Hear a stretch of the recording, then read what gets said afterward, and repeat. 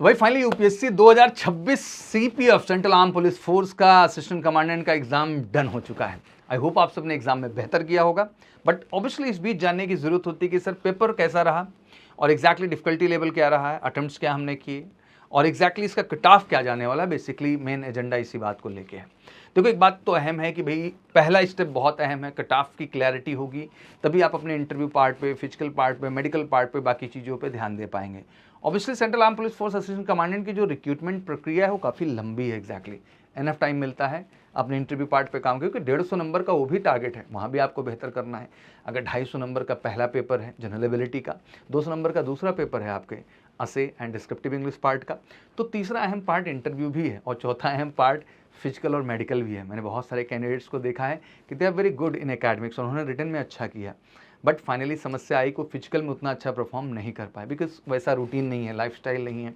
तो देखिए भाई आपको हर स्टेज पे बेहतर होना होगा, तभी जाके finally central arm police force assistant commandant में आपको सफलता मिलेगी। और आगे के भी फेज हैं, जो वो इंटरव्यू फेज हो या फिर आपका फिजिकल हो, मेडिकल हो, don't worry about it. Medical सी क्लासेस आपके साथ हैं, हम बेस्ट गाइडेंस उस पार्ट में देते हैं और एक्जैक्टली वो कैपेबिलिटीज़ आप में लाएंगे जिससे आप सीपीएफ में अपनी श्योर शॉर्ट सफलता को सुनिश्चित कर सकेंगे। आइए समझने की कोशिश करते हैं एक्जैक्टली पेपर के बारे में थोड़ा सा।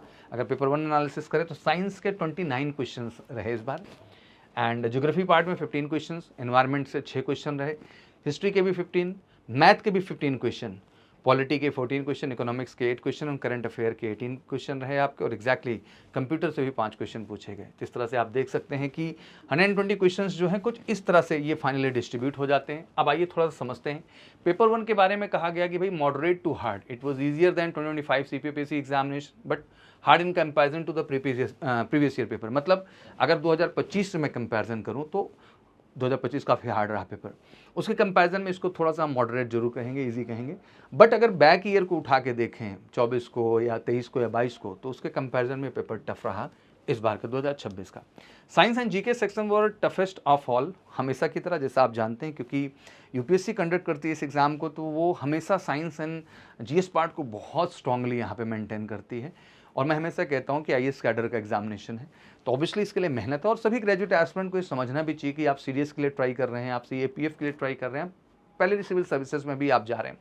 जीएस और साइंस का पार्ट इतना अहम हो जाता है क्योंकि ये मेन स्कोरिंग पार्ट आता है। अगर आप यहाँ भी उठा के देखिए तो major role science and GS का ही देखने को मिलेगा, सबसे ज़्यादा क्वेश्चन उन्हीं के हैं, तो ये पार्ट है जो सबसे ज़्यादा अहम है।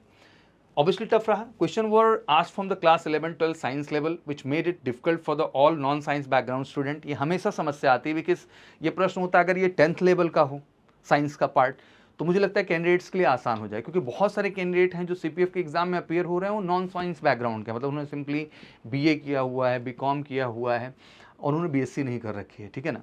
तो इन दैट केस क्या होता है, प्रॉब्लम तो आती है। अगर 10th लेवल तक रहता है साइंस तो मेंटेन हो जाता है, बट 11-12 आते ही आप समझते हैं एनसीईआरटी का अपना लेवल है और उस लेवल पे अगर आपने काम नहीं किया है तो एग्जैक्टली आपके लिए दिक्कत आएगा, स्पेशली न्यूमेरिकल पार्ट्स में। और स्टेटमेंट बेस्ड क्वेश्चंस भी होते हैं जो आपके लिए चैलेंजिंग हो जाते हैं।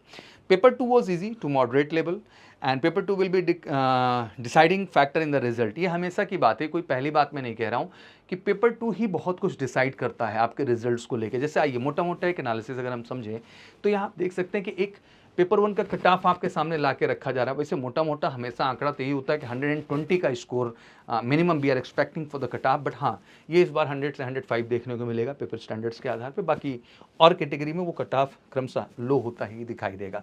बट पेपर 2 में अगर आपने ये स्कोर 100 या उससे एबव के आंकड़े का खींचा हुआ है तो ऑब्वियसली आप बिल्कुल थ्रू आउट जा रहे हैं, क्लियर जा रहे हैं, कोई डाउट नहीं है। इतना स्कोर है प्लस इंटरव्यू में अच्छे स्कोर आ गए तो मतलब आप श्योर शॉर्ट सफलता का। और अगला जो बोनस पॉइंट है वो इंटरव्यू का है, मैं हमेशा ऐड करूंगा। तो पेपर 2 कह सकते हैं डिसाइडिंग है कि आपने यहाँ कितना अच्छा किया है, क्या आपका रहा है, उस पर सब कुछ डिसाइड हो पाएगा। तो ये रहा एक मोटा मोटा एनालिसिस। अब देख लीजिए इसके आधार पर क्या वाकई में फर्स्ट पेपर में इतना कर पाए हैं और क्या वाकई में सेकंड पेपर में अराउंड 100 तक का स्कोर आप मान पा रहे हैं अपना। अगर ये हैं तो बिल्कुल आपको क्रमशः अपने जो है इंटरव्यू, फिजिकल और मेडिकल के प्रिपरेशन में फोकस करना चाहिए। और अगर इतना नहीं है, और बहुत सारे कैंडिडेट हैं जो सीपीएफ एग्जाम नहीं दिए हैं इस बार, अवेयर अभी हुए हैं, तो नेक्स्ट ईयर प्रिपरेशन में अभी से लग जाइए आप। और ऑब्वियसली उसके लिए जुड़ सकते हैं मेजर कलसी क्लासेस के स्पेशल विजय बैच के साथ, जो एक्जैक्टली सीपीएफ इसी के लिए डिज़ाइन किया गया है, जहाँ रिटन से लेके, इंटरव्यू से लेके, फिजिकल से लेके मेडिकल तक हर स्टेज में हम आपको तैयार करते हैं और फाइनली आपकी सफलता को सुनिश्चित करते हैं। तो फिर इंतजार क्यों कर रहे हैं, जुड़िए हमारे साथ, तो कीजिए श्योर शॉर्ट सीपीएफएसी में सफलता की तैयारी। Thank you so much. जय हिंद, जय भारत।